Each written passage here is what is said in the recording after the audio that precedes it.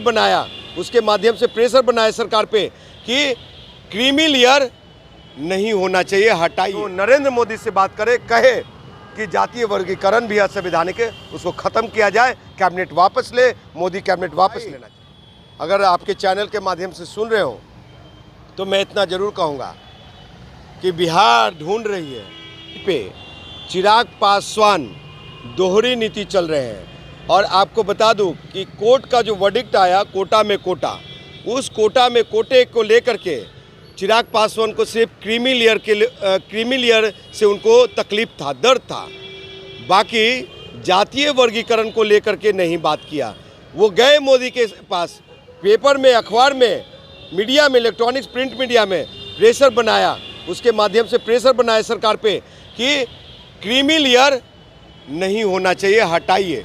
तो कैबिनेट ने फैसला लिया कि आरक्षण में क्रीमी लेयर असंवैधानिक है। तो क्या जातीय वर्गीकरण संवैधानिक है, ये बताएं चिराग पासवान।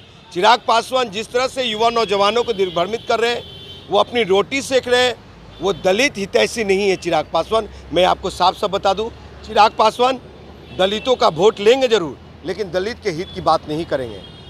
आपको बता दूं कि जो लोग देश में सड़कों पे थे, समझे, जो लोग देश में सड़कों पे थे, वो सिर्फ 1% सरकारी कर्मचारी को बचाने के लिए और चिराग पासवान को घर को बचाने के लिए, जो बार बार सुरक्षित सीट से सदन में जाते हैं। साहब, हम लोग का मौका कब मिलेगा? जो 90% गरीब दलित थे, उन लोग को तक आरक्षण का लाभ कब तक पहुंचेगा?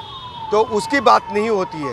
ये सीधा भाई कि अब ये सिर्फ क्रीमी लेयर, ठीक है, कॉलेजियम सिस्टम है, कॉलेजियम सिस्टम को ये करना चाहिए, ख़त्म करना चाहिए। विश्वविद्यालय में जो तांडव है, आज भी हमारे भाई लोग को हक अधिकार से वंचित रखा जाता है। लेकिन चिराग पासवान गंदी राजनीति कर रहे हैं। चिराग पासवान वो चिराग पासवान है जो दलित के मरने पे भी राजनीति करते हैं। तो ये तो SC/ST की बात है, SC/ST के अधिकार की बात है। चिराग पासवान में है उदारता, तो नरेंद्र मोदी से बात करे, कहे कि जातीय वर्गीकरण भी असंवैधानिक है, उसको ख़त्म किया जाए, कैबिनेट वापस ले, मोदी कैबिनेट वापस लेना चाहिए। ज्ञात होगा कि चिराग पासवान जब दिल्ली से आते थे एयरपोर्ट पे, तो मीडिया को संबोधन करते हुए कहते थे कि बिहार में जंगल राज है, बिहार फर्स्ट, बिहारी फर्स्ट का मॉडल गिनाते थे। बिजली बिल क्यों महंगा है, बिहार का शिक्षा व्यवस्था क्यों खराब है, यहाँ पे पुल क्यों गिर रही है, कानून व्यवस्था सही नहीं है, गुंडों का राज है, महाजंगल राज है, बहुत सारी वगैरह वगैरह बात करते थे। और बिजली इतनी महंगी, जो भारतवर्ष में जितने राज्यों में बिजली चल रही है, बिहार में उन राज्यों से ज़्यादा बिजली महंगी है। तो उस पर अब चुप्पी, क्योंकि उनको कुर्सी मिल गया, कृपा वाले मंत्री बने हुए हैं, नरेंद्र मोदी की कृपा से मंत्री बन चुके हैं, तो इसलिए अब चिराग भाई को बिहार से कोई मतलब नहीं है।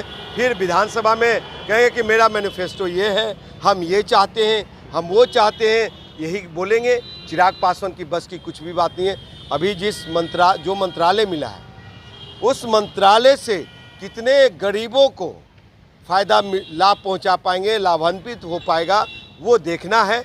हम लोग तो समय का इंतज़ार कर रहे हैं। चिराग भाई, अगर आपके चैनल के माध्यम से सुन रहे हो तो मैं इतना ज़रूर कहूँगा कि बिहार ढूंढ रही है, बाढ़ सुखाड़ पे क्या होगा, युवा नौजवान बेरोजगार हैं, गरीब लोग भूखे मर रहे हैं, 85 करोड़ लोगों को आप अनाज बांट रहे थे पहले, अब क्या हो रहा है?